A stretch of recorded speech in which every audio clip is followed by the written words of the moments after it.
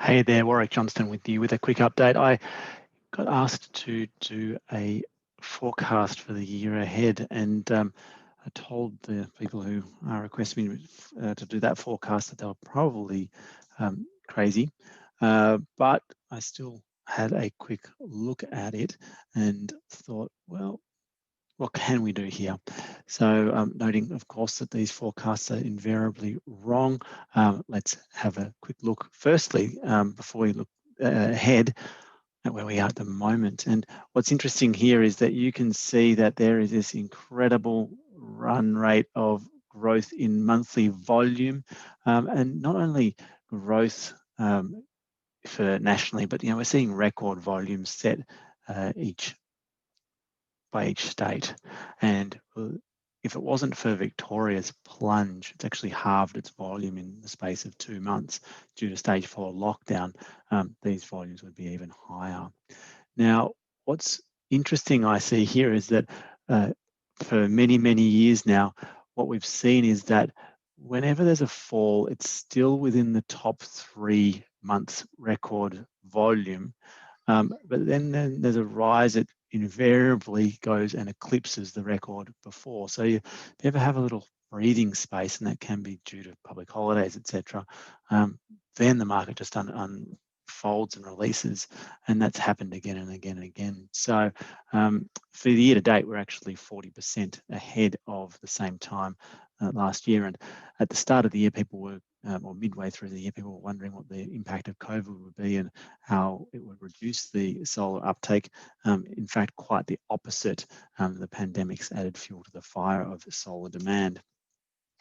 And the industry looks set to keep growing. This chart shows the smooth month-on-month growth for the solar industry, with these lines showing the annual average of that. And you can see that the industry has grown on a compound monthly growth rate that averages around 3%. Now, growth has wound back, or the rate of growth has wound back from its height of 3.4% month-on-month growth sustained across a year, back down to 2.6%.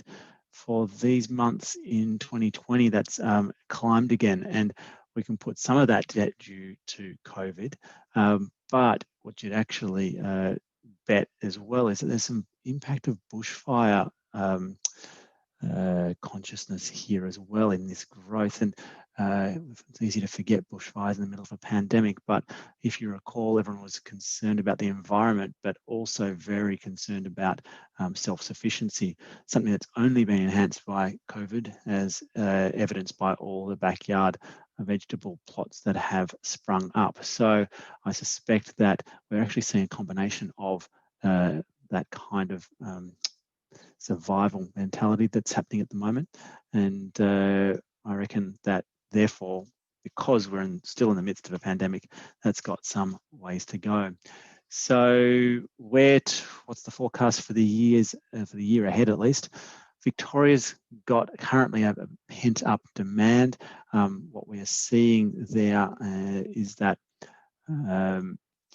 essentially installations may have paused, but sales are still continued. And so therefore, once it's unleashed, we're going to see a huge surge in volume return to Victoria. It's a question whether COVID simply brought forward sales that would have otherwise have proceeded at a steady rate later. So maybe some of 2021 sales were brought forward into 2020. And so if life returns to normal, does that mean a cooling off in the market for all those customers that would have come in 2021? Good question. I don't think there's really any normal here, for at least not until we've got a full-scale kind of immunity, and COVID normal isn't normal.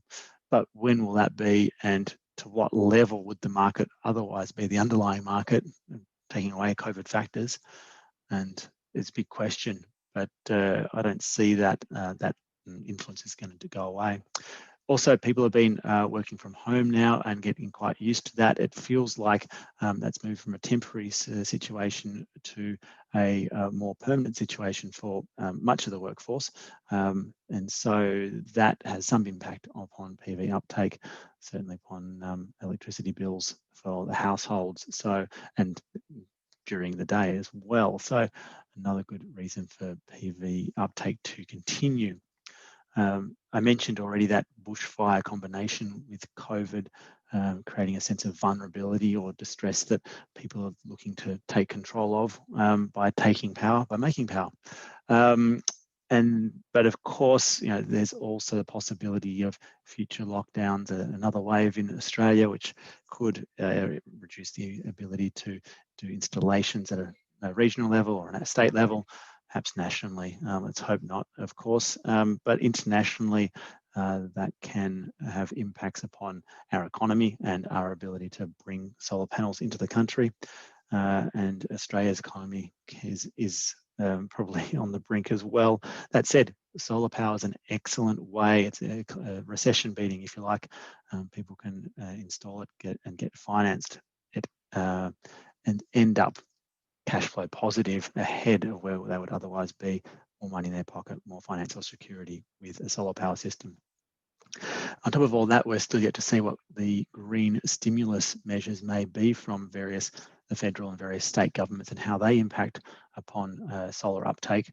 But it's worth noting that you'd expect that some of that might be directed towards batteries, but then ultimately end up supporting PV growth as well. Talking about green stimulus, and you've got the government interventions in the market, etc. And currently we're going through a review that will be led by the Clean Energy Regulator.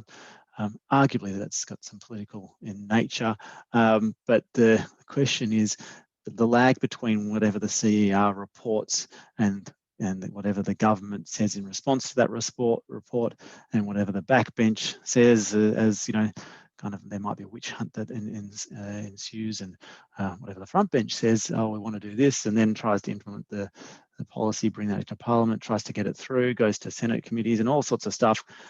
There's a long lag between what the government may do and what its front bench or back bench may signal, and an actual implementation. And in that time of uncertainty, that can, and we've seen it before, lead to a spike in solar installations, as people may be afraid that something may change about that subsidy mechanism.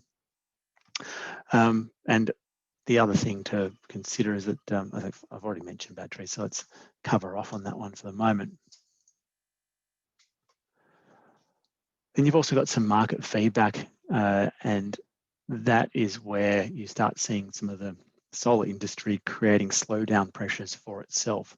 So for example, we're seeing restrictions on PV due to not saturation levels. We used to think that uptake would get to a certain point where every roof would be covered, but we're still a long way from that now, and actually see that as you get high penetration, you actually get an acceleration in solar uptake in those postcodes.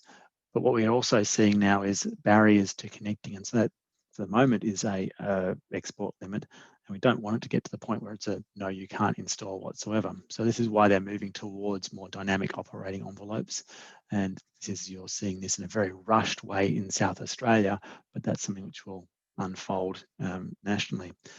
Already the feedback that we're seeing, however, is that that level of uncertainty and disempowerment, like the network's taking control of my power and what I can and can't generate, may not have much economic impact. In fact, it might be less impact than just a flat export limitation.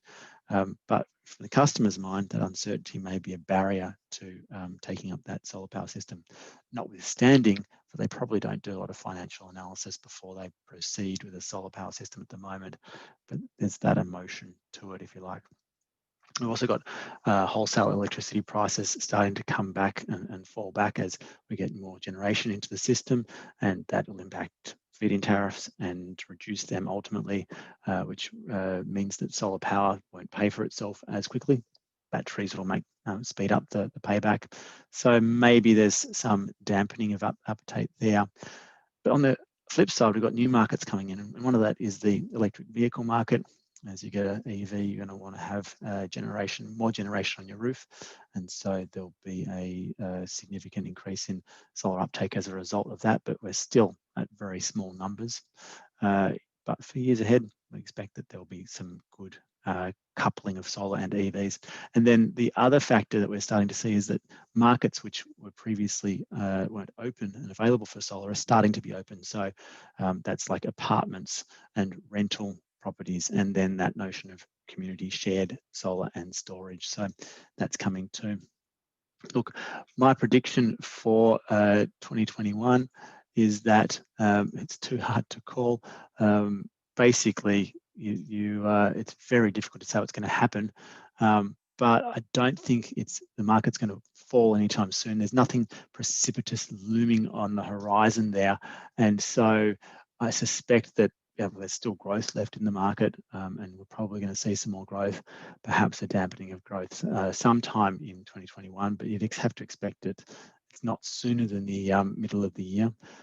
There's potential for acceleration because of the green loans, and so I suspect that we're going to see that happening, an acceleration. So in other words, bake in another 3% month-on-month growth for the next year. The mid case would be, or the worst case would probably be a flat year for 2021, because there's nothing really going to dampen the appetite at this stage that I can see, but significant, strong upside. Years beyond that, too soon to say, but yeah, it's still a healthy industry in terms of volume for some time ahead, is what I'm saying right now. Thanks so much.